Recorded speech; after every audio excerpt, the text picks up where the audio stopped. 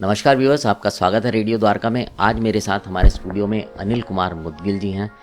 अनिल जी योगा सिखाते हैं और अनिल जी की उम्र 42 साल है और जब ये 6 साल के थे तो इन्होंने पहला मेडल जीता था योग में। और उसके बाद जब इन्होंने 12वीं पास की तो इन्होंने NIS से कोचिंग का कोर्स किया और उसके बाद छत्रसाल स्टेडियम में ये असिस्टेंट कोच की तरह रहे। जैसे जैसे बड़े होते रहे योग नहीं छोड़ा, योग करते रहे और दिल्ली यूनिवर्सिटी के भी एक कोच रह चुके हैं योग की टीम के। बहुत लंबी लिस्ट है। आइए अनिल जी से बात करते हैं, रास्ते में आपको बताते रहेंगे। अनिल जी, आपका स्वागत है रेडियो द्वारका। नमस्कार। अनिल जी, मैं आपसे एक सवाल पूछता हूँ। आजकल पिछले कुछ समय से लोग योग करते हैं, सबके अपने अपने नियम हैं, अपने अपने तरीके से करते हैं और वो फ़ायदेमंद भी है। मैं आपसे ये जानना चाहता हूँ कि अगर मैं मोटे तौर पे बोलूं कि कोई भी आदमी जो योग करता है उसको क्या लाभ होता है?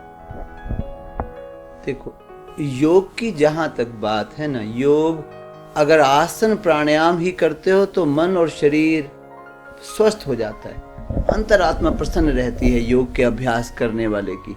लेकिन इतना भर योग सीमित नहीं है। योग असल अर्थों में होता है योगिक जीवन शैली।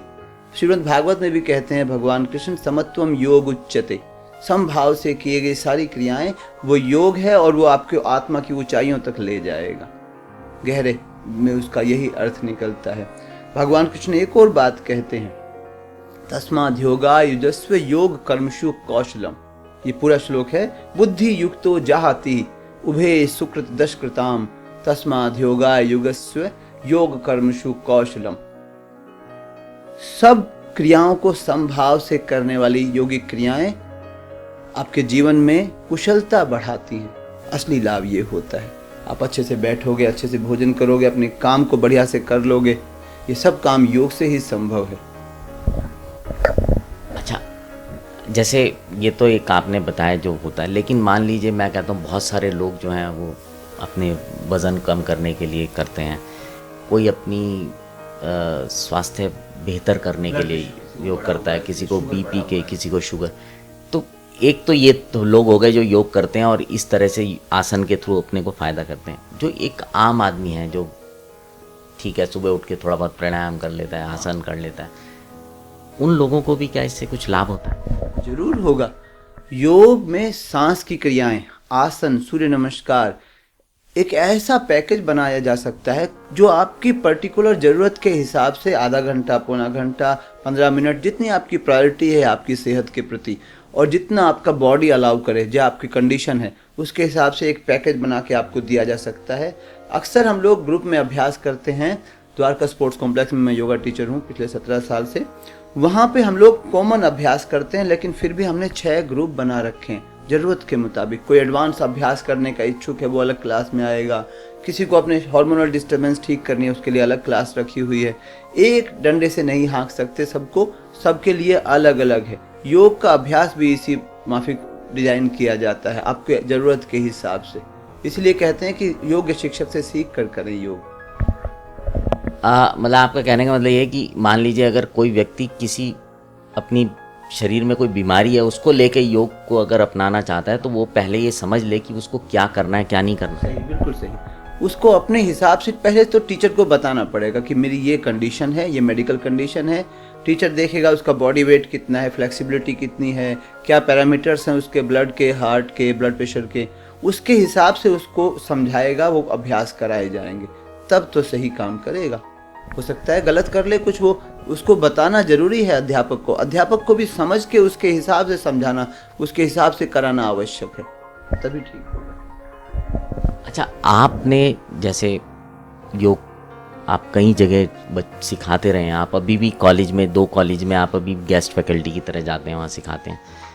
आपका क्या अपना एक्सपीरियंस रहा है? जो लोग योग के लिए आते हैं वो मतलब उनकी सीरियसनेस को देखते हुए उनको कितना लाभ होता है?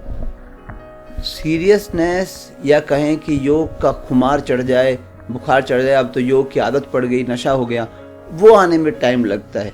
शुरू में तो उनको भौतिक लाभ ही होते हैं, उनको स्ट्रेंथ फील होगी, पॉजिटिव एनर्जी आएगी, ज़्यादा एनर्जेटिक रह पाएंगे, सांसें अच्छी आएंगी, नींद सुधर जाएगी। ये तो उनको पहले 10-15 दिन में ही लाभ होने लग जाते हैं। फिर योग के अभ्यास का नशा चढ़ने में 2 महीने 3 महीने लगते हैं। अच्छा, एक साधारण आदमी के लिए, मतलब देखिए, मैं ये बात इसलिए पूछ रहा हूँ कि सब लोग अपने काम में व्यस्त रहते हैं, सबको वो भी ज़रूरी है। आजकल अगर माहौल देखूँ तो स्ट्रेस में भी लोग बहुत ज़्यादा हैं, तो कितनी देर अगर वो योग के आसन शांति से कर ले तो थोड़ा सा वो बेटर फील कर सकता है? जहाँ तक आसन की बात है, कम से कम 20 मिनट, आधा घंटा तो निकालना होगा। और कोई ना निकालना चाहे ना, आजकल वर्क फ्रॉम होम, बहुत लोग घर से काम कर रहे हैं, बच्चे घर पे बैठ के पढ़ रहे हैं। सिंपल, अपने भोजन किया, वज्रासन में बैठ जाओ। काम कर रहे हो, सीधा पोस्चर रखो, हो गया योग। काम कर रहे हो, सांस गहरी आए, बीच बीच में थोड़ा ब्रेक लेके कमर घुमा ली, इतना भर भी कर लोगे तो भी चलेगा। अलग से समय देने की भी आवश्यकता नहीं। अपने रूटीन में ही कुछ क्रियाओं को जोड़ लो, रूटीन में ही हेल्दी फूड हैबिट्स को जोड़ लो, यौगिक जीवन शैली, यौगिक आहार को अपना लो। अंकुरित खाओ, ज़्यादा तेल चिकनाई का सेवन ना करो, चीनी ना खाओ, तला हुआ ना खाओ, फल सब्जियों पे ज़्यादा जोर दो, हो गया यौगिक जीवन शैली।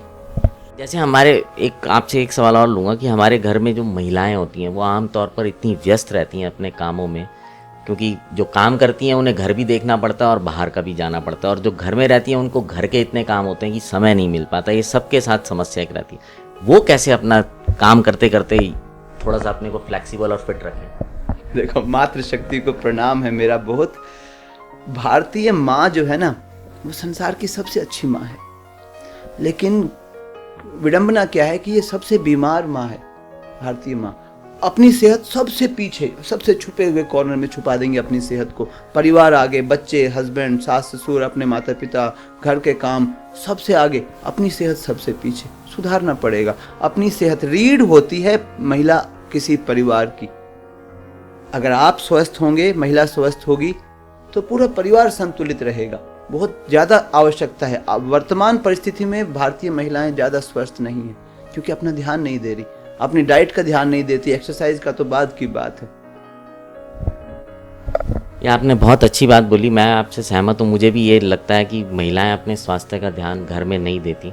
अच्छा अनिल जी, आपसे आखिरी में एक चीज़ पूछना चाहूँगा। आप जो लोग के लिए कोई संदेश देना चाहेंगे, अपने इतने वास्ट एक्सपीरियंस से आपने जो कुछ देखा, कुछ सीखा और लोगों को सिखाया, सबसे बड़ी बात तो मेरे ख्याल से अब तक, अच्छा आप कितने लोगों को सिखा चुके होंगे अनिल जी?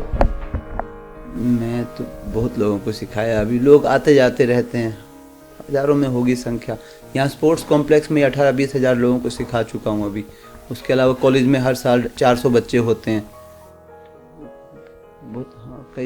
बहुत हज़ारों बच्चे होंगे। मतलब अनिल जी को याद नहीं आ रहा कितना लोगों।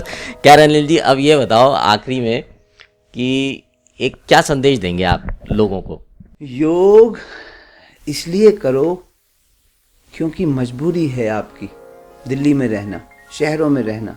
योग इसलिए करना होगा क्योंकि हमने अपनी फूड हैबिट्स और लाइफस्टाइल बिगाड़ रखी है। योग इसलिए करना होगा क्योंकि आप स्वस्थ और सुखी जीना चाहते हो। मजबूरी में करना होगा योग।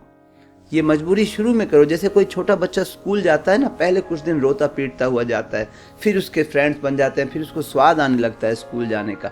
आप कुछ दिन, महीना भर थोड़ा सा अपने शरीर को स्ट्रिक्ट डिसिप्लिन में डाल के अभ्यास करा लो, और फिर देखो आप चमत्कार, आराम आएगा, मजा आएगा योग में। व्यूअर्स, अनिल जी ने बहुत ही सहज उसमें बहुत सारी चीज़ें बताई, और उम्मीद करता हूँ कि ये जो जानकारी है आपको फ़ायदेमंद रहेगी। और अनिल जी, आपका बहुत बहुत धन्यवाद स्टूडियो में आने के लिए, समय निकालने के लिए। तो व्यूअर्स, अब आपसे विदा लेते हैं। अगर आपको ये कार्यक्रम अच्छा लगे तो इसको शेयर ज़रूर कीजिएगा, ताकि ज़्यादा से ज़्यादा लोग इसका लाभ उठा सकें। अब आपसे विदा लेते हैं, बने रहें रेडियो द्वारका के साथ।